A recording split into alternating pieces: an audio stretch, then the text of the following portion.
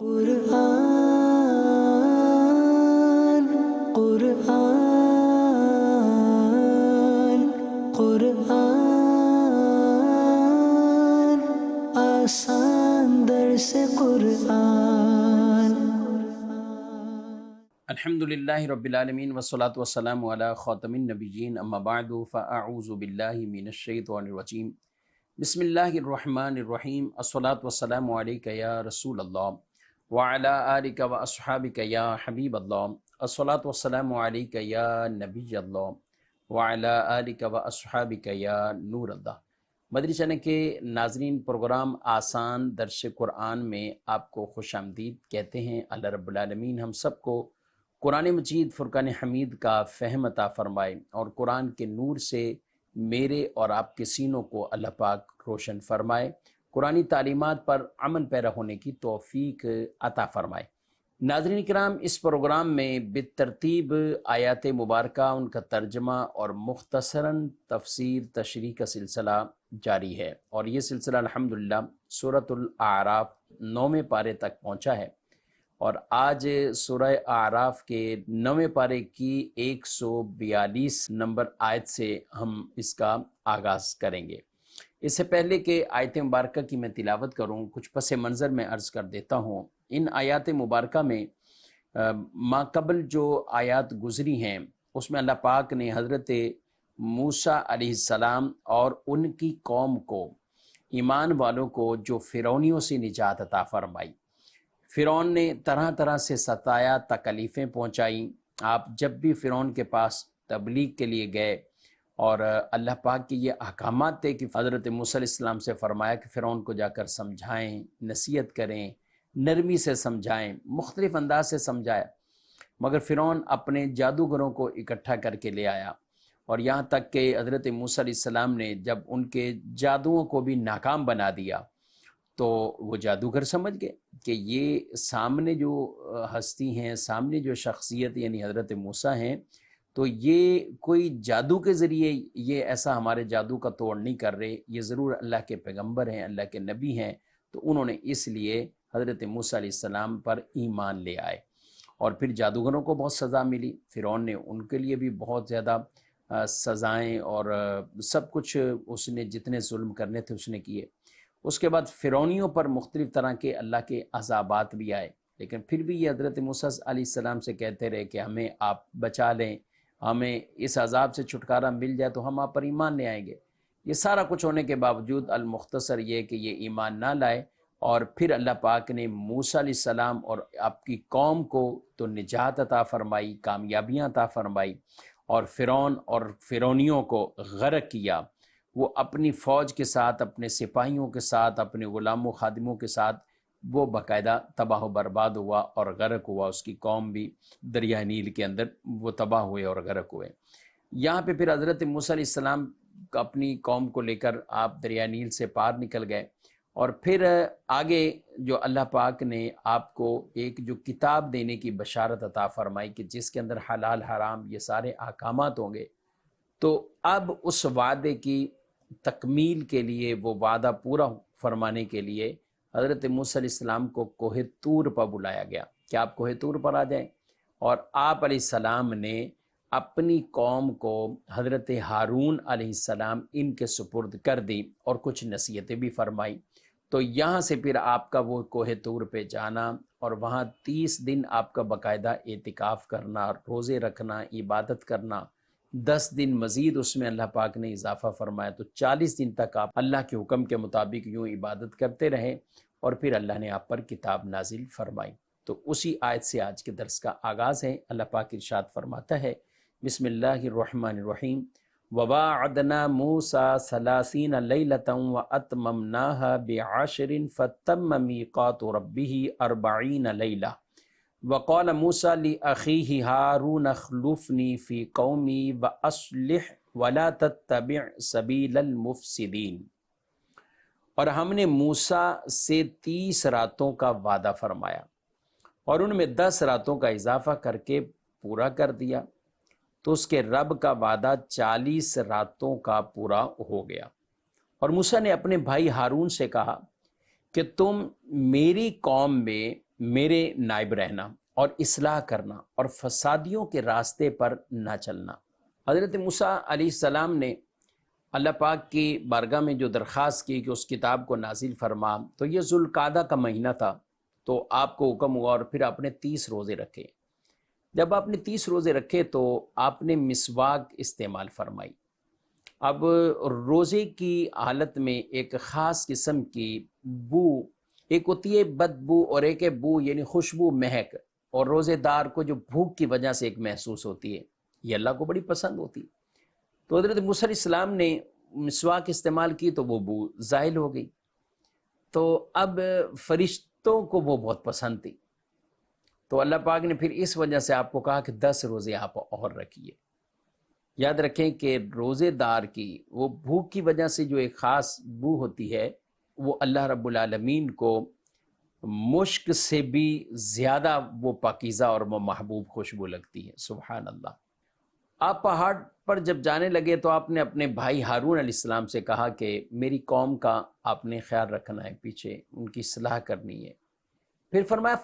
مفسدین کے راستے پر، فسادیوں کے راستے پہ نہیں چلنا۔ تو یہ جو آپ نے اپنے بھائی ہارون علیہ السلام سے کہا، یہ در حقیقت آپ نے ان کے ذریعے اپنی قوم کو یہ پیغام بھیجا،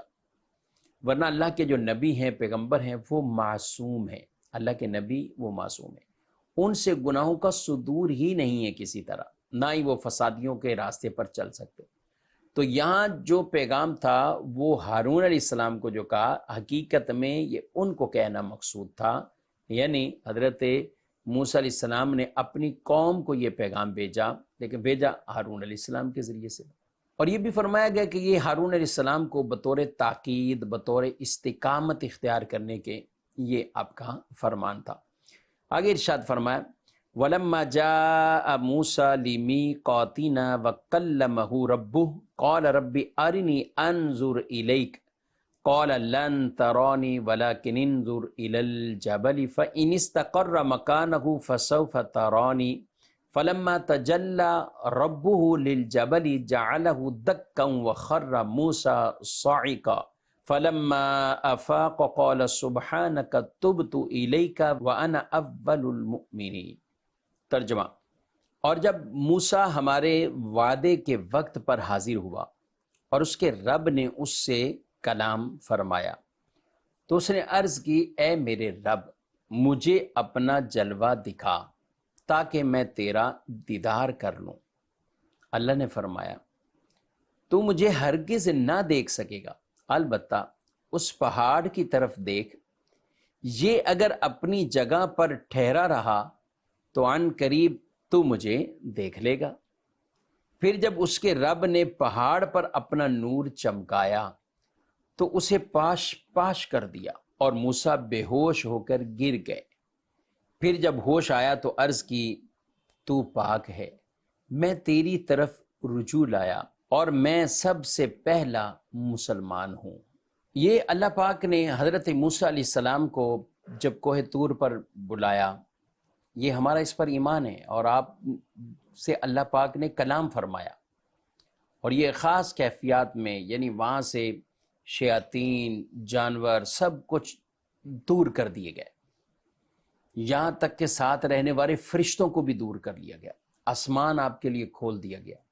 آپ نے باقاعدہ فرشتوں کو دیکھا، آپ نے الواح اور کلموں کی، یعنی لوح قلم، اس کی باقاعدہ آواز کو سنا۔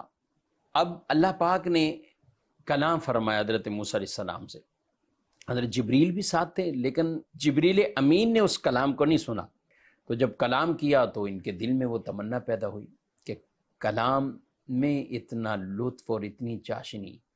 تو رب کا دیدار ہی مانگ لوں۔ تو ربی آرینی انظر الیک، اے اللہ میں دیکھنا چاہتا ہوں، میں تجھے دیکھنا چاہتا ہوں، تیرا دیدار چاہتا ہوں۔ رب نے فرمایا لن ترانی، اے موسیٰ آپ ہرگز نہیں دیکھ سکتے۔ یہ نہیں فرمایا کہ اے موسیٰ میں نظر ہی نہیں آ سکتا، میں دکھائی نہیں دے سکتا، اے موسیٰ تم نہیں دے سکتے، لیکن فرمایا پہاڑ کی طرف دیکھیں، اگر پہاڑ اپنی جگہ پہ برقرار رہا تو پھر عنقریب وہ دیدار بھی مل جائے گا۔ لیکن جب پہلی تجلی وہ پہاڑ پر اللہ رب العالمین کے نور کی ایسی پڑی کہ پہاڑ بھی پاش پاش ہو گیا تھا۔ موسیٰ علیہ السلام آپ بھی بے ہوش ہو گئے۔ جب آپ بھی بے ہوش ہوئے، جب ہوش میں آئے تو آپ نے پھر فوراً اللہ کی تسبیح بیان کی، اللہ کی طرف رجوع لائے۔ تو یوں حضرت موسیٰ علیہ السلام پھر اللہ پاک کی طرف رجوع لائے، اور رب تعالیٰ نے اسی نعمت کا ذکر فرمایا کہ میں نے رسول بنایا، کلام عطا فرمایا۔ یہ اللہ کی خاص عطا ہے حضرت موسیٰ علیہ السلام، اس لیے کلیم اللہ ہے۔ یاد رکھیں کچھ لوگ یہ عقیدہ رکھتے ہیں کہ اللہ کا دیدار ممکن ہی نہیں۔ دنیا کے اندر رب تبارک و تعالیٰ کا دیدار یہ کسی کو نہیں ہوا سوائے ہمارے پیارے نبی صلی اللہ علیہ وسلم کو۔ دیدار ممکن ہے، دیدار غیر ممکن نہیں۔ دیدار اگر ممکن نہ ہوتا تو اللہ تعالیٰ ڈائریکٹ یہی فرما دیتا ہے موسیٰ علیہ السلام سے کہ میرا دیدار ہو ہی نہیں سکتا۔ تو رب کا یہ فرمانا کہ لن ترانی، کہ آپ نہیں دیکھ سکتے، پھر یہ فرمانا ولیکن انظر الی الجبل، پہاڑ کی طرف دیکھیے، اگر وہ اپنی جگہ رہا تو عنقریب آپ بھی دیکھ لیں گے۔ تو یہ ساری چیزیں جو بیان فرمائی کہ اللہ کا دیدار ممکن ہے، لیکن رب نے دنیا کے اندر یہ دیدار یہ صرف اور صرف اللہ پاک نے اپنے پیارے مصطفیٰ کریم صلی اللہ علیہ وسلم کو عطا فرمایا۔ علماء کرام نے اس پہ بڑی بڑی کتابیں تحریر فرمائی، رؤیت باری تعالیٰ کے حوالے سے دارالتعلیم سنت کے بھی بڑی ڈیٹیل اور تفصیلی کتابیں بھی ہیں، اور باقاعدہ تفصیلی فتاویات بھی دارالتعلیم سنت کی ویب سائٹ سے جا کر وہ پڑھے جا سکتے ہیں۔ یعنی دیدار ممکن ہے، لیکن وہ خاص دنیا میں تو خاصا پیارے نبی صلی اللہ علیہ وسلم کا،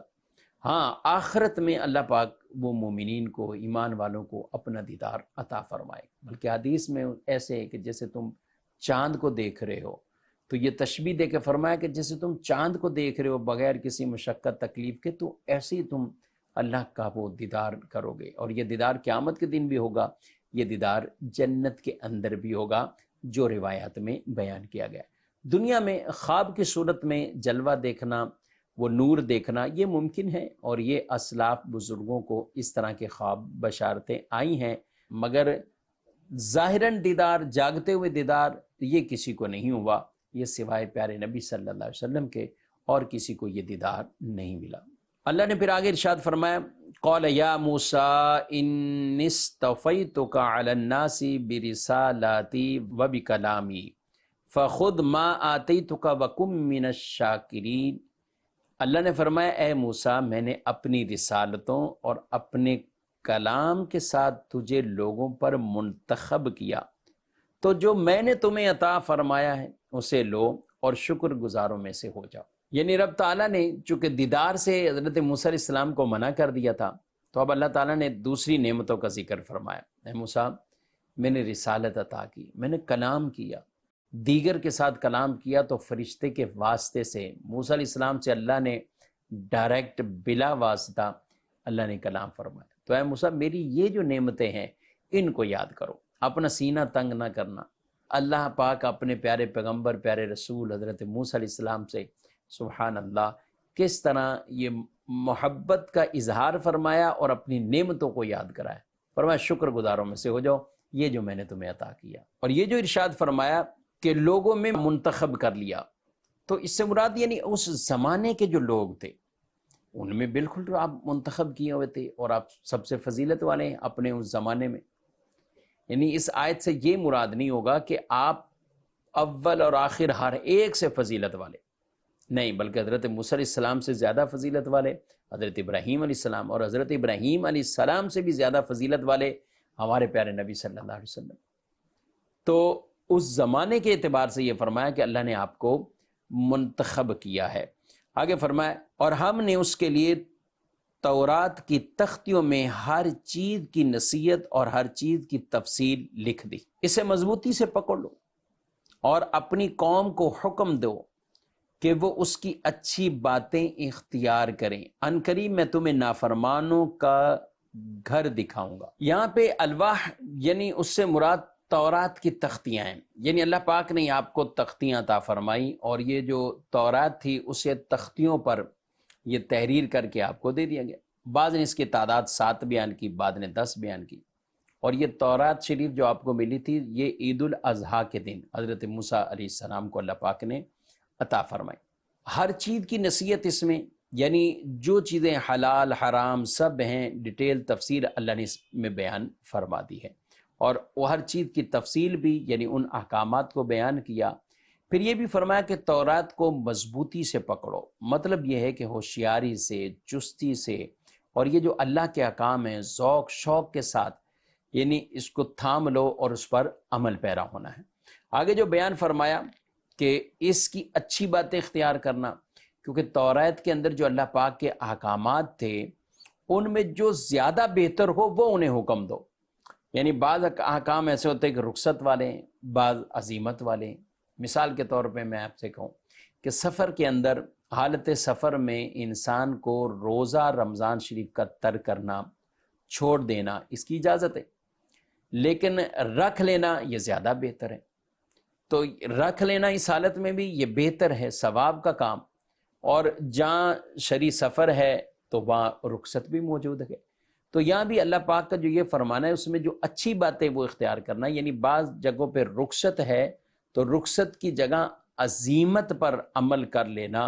اور رخصت کو چھوڑنا، عزیمت کو اختیار کرنا یہ زیادہ بہتر ہے۔ تو جو زیادہ بہتر ہے اس کا آپ انہیں حکم دیں۔ اور یہ جو اللہ نے فرمایا سَأُرِيكُمْ دَارَ الْفَاسِقِينَ، ان قریب میں تمہیں نافرمانوں کا گھر دکھاؤں گا۔ مختلف اس کے اقوال ہیں، اور ایک یہ ہے کہ آپ شام میں آپ داخل ہوں گے اور وہاں سے گزری ہوئی جو قومیں ہیں، لوگ ہیں، ان کے احوال، اور یہ بھی ہے یہاں سے مراد وہ کفار کے گھر تھے، اور یہ بھی ہے کہ فرعون کا گھر، یعنی آپ وہ دیکھیں گے اور جو ان کا انجام ہوا۔ خلاصہ یہ ہے کہ جن پر اللہ کے عذابات ہوئے اور جو نافرمان تھے ان کے گھروں کو دکھانے اور اس جگہوں کو دکھانے کے حوالے سے یہاں اللہ نے بیان فرمایا۔ یاد رکھیں کہ جہاں اللہ کے عذاب نازل ہوئے ہیں تو ان جگہوں کو عبرت کے لیے تو دیکھنا اور وہاں جانا بھی اس نیت کے ساتھ کہ ہمیں عبرت حاصل ہو، یہ تو ٹھیک ہے، لیکن ایسے ہی عام سیر و تفریح گھومنے کے لیے اور یوں ان جانا تو یہ بالکل قطعاً غلط ہے۔ ان جگہوں سے ہمیں تو حکم ہی یہی ہوتا ہے کہ تیزی سے گزر جاؤ، جہاں اللہ کے عذاب نازل ہوئے وہاں رکنا بھی نہیں ہے، تیزی سے چلے جانا ہے۔ ہاں عبرت کے لیے آدمی دیکھتا ہے کہ اللہ کا خوف پیدا ہو اور اب کا ڈر پیدا ہو تو پھر یہ ٹھیک ہے۔ آگے فرمایا سَأَصْرِفُ عَنْ آيَاتِيَ الَّذِينَ يَتَكَبَّرُونَ فِي الْأَرْضِ بِغَيْرِ الْحَقِّ وَإِن يَرَوْا كُلَّ آيَةٍ لَا يُؤْمِنُوا بِهَا وَإِن يَرَوْا سَبِيلَ الرُّشْدِ لَا يَتَّخِذُوهُ سَبِيلًا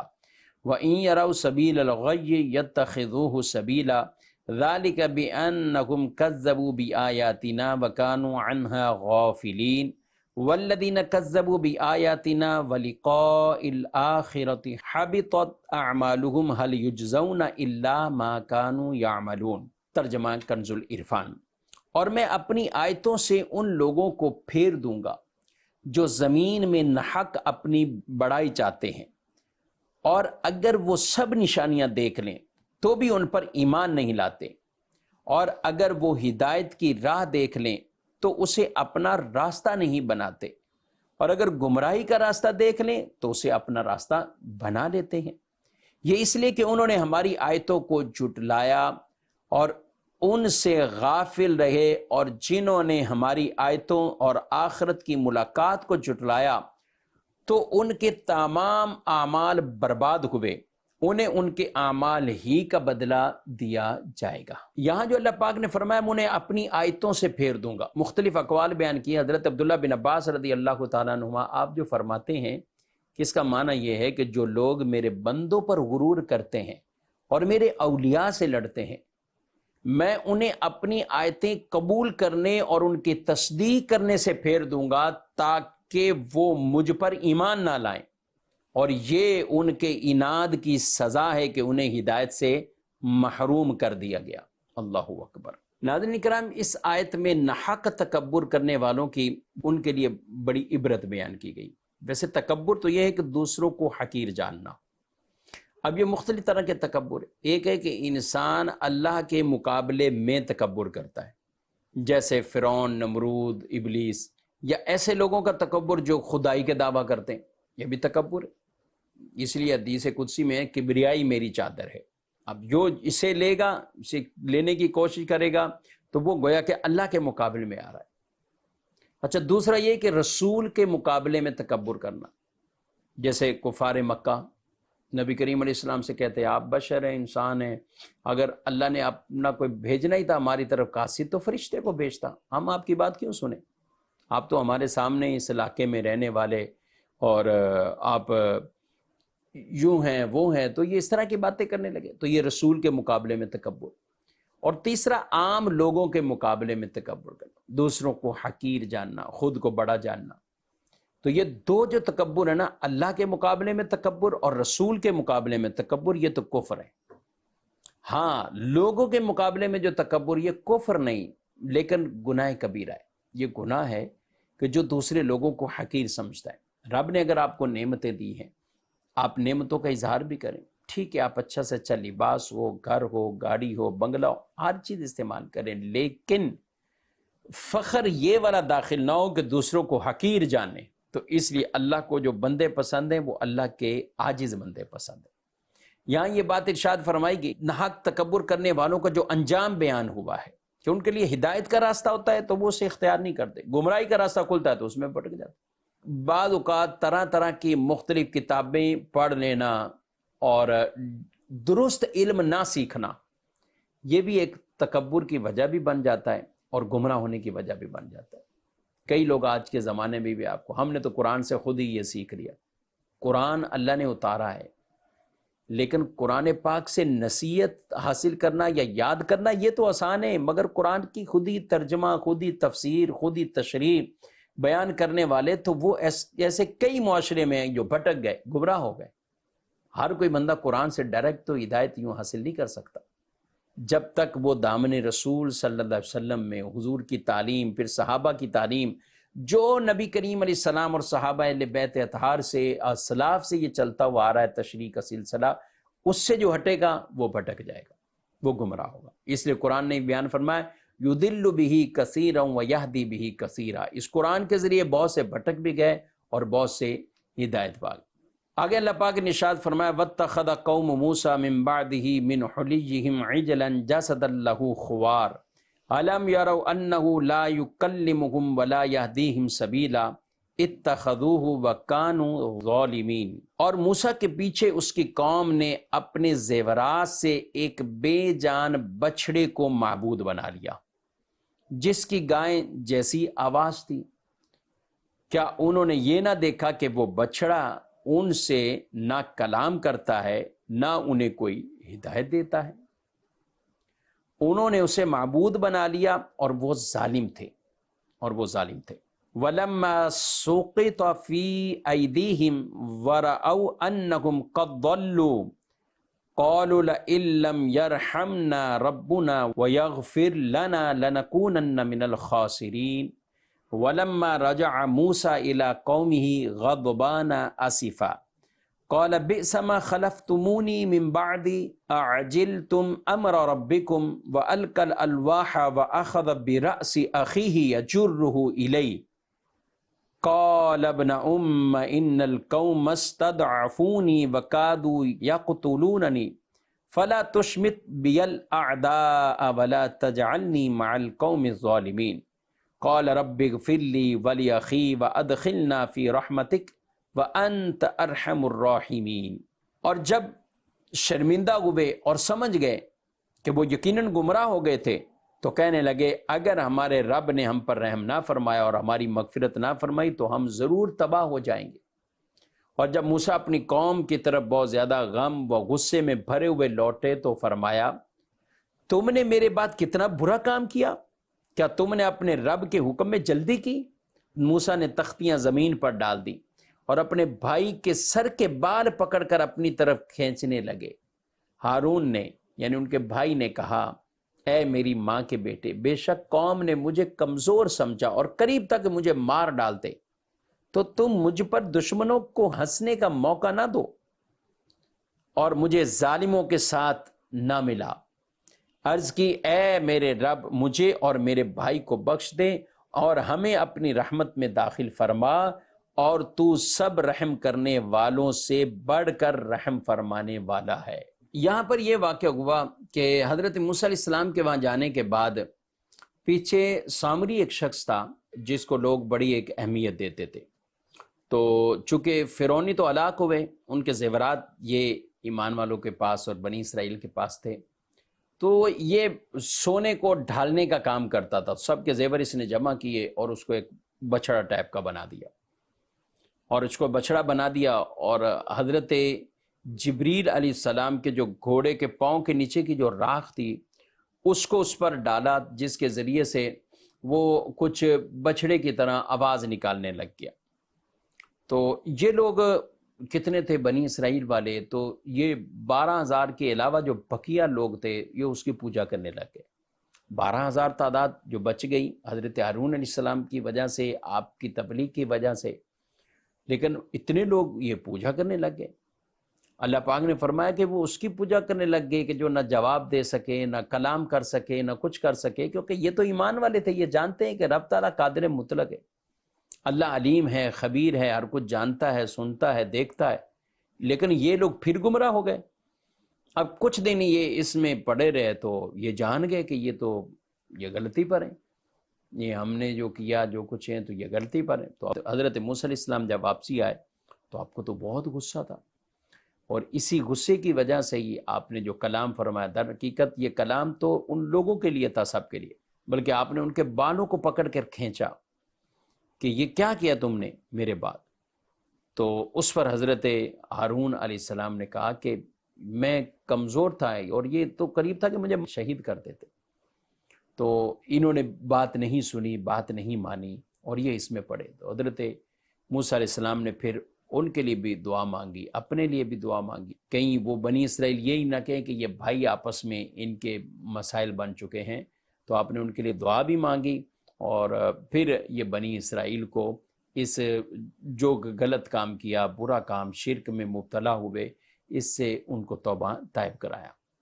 یہاں پر ایک کلمہ، ایک بات حضرت ہارون علیہ السلام نے کہا، فَلَا تُشْمِتْ بِيَ الْأَعْدَاءَ، تو تم مجھ پر دشمنوں کو ہنسنے کا موقع نہ دو۔ ایک ہوتا ہے شماتت، شماتت کا معنی یہ کہ کسی کی تکلیف پر خوش ہونا، یہ شماتت کہلاتا ہے۔ فی زمانہ یہ بھی گناہ عام پایا جاتا ہے، کسی کی تکلیف پر خوش ہونا۔ اب کسی کے ہاں ایکسیڈنٹ ہوا، بلڈنگ میں نقصان ہوا، فیکٹری میں نقصان، گاڑی میں نقصان، الگر طرح طرح کے نقصان، کسی کے ہاں طلاق کا واقع ہو جانا، کسی کا گھر ٹوٹ جانا، تو بعض لوگ جو ان سے ناراض رہتے ہیں یا کچھ بھی کیفیات میں رہتے ہیں، تو وہ ایسی مصیبتوں پر خوش ہوتے ہیں، اور بعض تو ایسے بالکل اپنے آپ کو جو سمجھتے ہیں کہ ہم تو بہت بڑے ہیں، وہ تو اس کو کہتے ہیں کہ ہمارے ساتھ کیا نا، دیکھ لو ان کے ساتھ ہو گیا، یہ ہماری وجہ سے ان کے ساتھ ہوا۔ تو یہ کہلاتا ہے شماتت، کسی کی مصیبت پر خوش ہونا، یہ شماتت کہلاتا ہے۔ نبی کریم صلی اللہ علیہ وسلم نے بھی اس سے ممانعت فرمایا، ارشاد فرمایا، لا تظہر الشماتۃ لأخیک فیرحمہ اللہ ویبتلیک، اپنے بھائی کی شماتت نہ کر، یعنی اس کی مصیبت پر خوشی کا اظہار نہ کر کہ اللہ تعالیٰ اس پر رحم کرے گا اور تجھے اس میں مبتلا کر دے، تو خود اس غم میں، اس تکلیف میں مبتلا ہو جائے گا۔ تو شماتت سے اپنے آپ کو بچانا ہے، یہ قرآن پاک میں اس کا بیان باقاعدہ۔ حضرت موسیٰ علیہ السلام نے حضرت ہارون اور اپنے لیے جو مغفرت کی دعا مانگی، تو یہ بھی تعلیم امت کے لیے، تو تعلیم امت کے لیے آپ نے یہ دعا مانگی۔ حالانکہ اللہ کے جو نبی ہوتے ہیں وہ گناہوں سے معصوم ہوتے ہیں، پاک ہوتے ہیں۔ یہ حضرت موسیٰ علیہ السلام نے اپنی دعا میں ہارون علیہ السلام کو بھی شامل کیا، ایک تو ان کی دلجوئی کے لیے، اور دوسرا قوم کے سامنے ان کا اکرام یہ اور زیادہ بڑھ جائے، اس کا اظہار کرنا مقصود تھا۔ آگے اللہ فرماتا ہے، ان الذین اتخذوا العجل سینالہم غضب من ربہم وذلۃ فی الحیاۃ الدنیا وکذالک نجزی المفترین، بے شک وہ لوگ جنہوں نے بچڑے کو معبود بنا لیا، ان قریب انہیں دنیا کی زندگی میں ان کے رب کا غضب اور ذلت پہنچے گی، اور ہم بہتان باندھنے والوں کو ایسا ہی بدلہ دیتے ہیں۔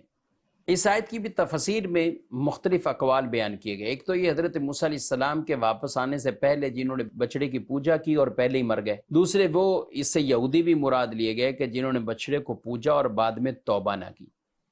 اور تیسرا قول یہ، اس سے مراد وہ لوگ جنہوں نے قتل ہو کر اللہ کی بارگاہ میں توبہ کی۔ اور ایک قول یہ بھی، اس سے مراد وہ یہودی ہیں، نبی کریم علیہ السلام کے جو زمانے کے یہودی ہیں۔ اور حضرت عبداللہ بن عباس رضی اللہ تعالیٰ عنہما فرماتے ہیں کہ یہ وہ لوگ ہیں جنہوں نے سید المرسلین صلی اللہ علیہ وسلم کو پایا، ان کے آباء و اجداد بچڑی کی پوجا کرتے تھے، اور غضب سے مراد آخرت کا عذاب، اور دنیا میں ذلت سے مراد یعنی جزیہ دینا۔ تو یہاں اللہ پاک نے فرما دیا کہ بہتان والوں کو ایسا ہی بدلہ دیتے ہیں، یعنی جس طرح ہم نے ان بچڑے کی پوجا کرنے والوں کو بدلہ دیا، اسی طرح ہم ہر اس شخص کو بدلہ دیں گے جو اللہ پر جھوٹ باندھے گا اور غیر خدا کی عبادت کرے گا۔ تو یہاں تک یہ بیان ہوا۔ پھر اس کے بعد جو ان سے توبہ جنہوں نے کر لی، اس توبہ کا بیان وہ آگے آیات مبارکہ میں آ رہا ہے۔ یہ کچھ خلاصہ ان آیات کا آج ہم نے سنا کہ حضرت موسیٰ علیہ السلام کوہ طور پر گئے، اللہ سے کلام کیا، پھر تورات اللہ تعالیٰ نے انہیں عطا فرمائی ہے، اور ان کے بعد جو ایمان والے بھی تھے، ان پر ایمان رکھنے والے، وہ بھی کتنے لوگ جو بعد گمراہی میں بھی پڑ گئے۔ ہدایت پہ رہنا، دین پر استقامت اختیار کرنا، یہ بیسک چیز ہے۔ ہمارے نبی صلی اللہ علیہ وسلم ہماری تعلیم کے لیے یہ دعا مانگا کرتے تھے، اللہم یا مقلب القلوب ثبت قلبی علی دینک، اے دلوں کو پھیرنے والے، میرے دل کو اپنے دین پر ثابت قدم رکھ، میرے دل کو اپنے دین پر ثابت قدم رکھ۔ اللہ پاک ہم سب کو قرآن مجید فرقان حمید کے ان احکامات کو، ان آیات مبارکہ کو پڑھنے، سمجھنے اور اس پر عمل پیرا ہونے کی بھی توفیق عطا فرمائے، اور ہمیں دین اسلام پر استقامت عطا فرمائے۔ پچھلی قوموں کے جو واقعات قرآن میں بیان کیے جاتے ہیں، وہ ہماری نصیحت کے لیے وہ اللہ پاک انہیں بیان فرماتا ہے، اور قرآن پاک کا اکثر حصہ جس کے اندر پچھلی قوموں کے واقعات ہیں، قصص کو اللہ پاک نے وہ خاص ان واقعات کو، ان قصوں کو اللہ نے بیان فرمایا تاکہ بعد والے لوگ ان سے عبرت حاصل کریں۔ اللہ پاک ہمیں عمل کی توفیق دے، آمین، بجاہ النبی الامین صلی اللہ علیہ وآلہ وسلم۔